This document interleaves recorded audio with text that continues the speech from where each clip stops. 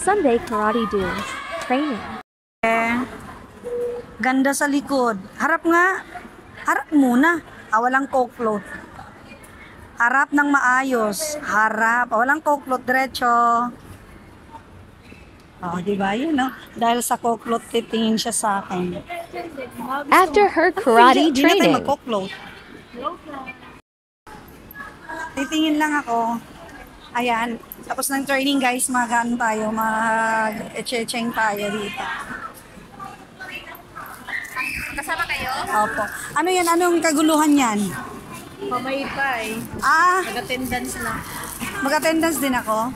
Baka may babayaran. Wala pa yan. Ano po yun? muntika na tayong nabudol.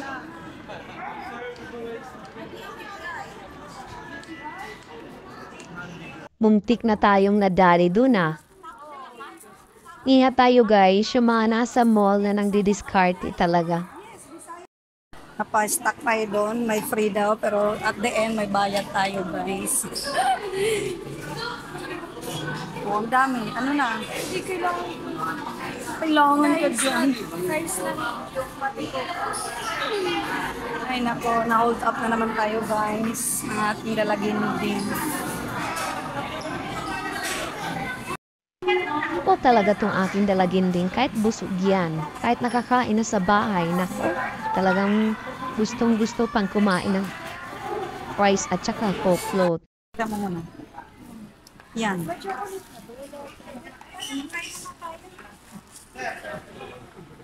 Wala pa rin?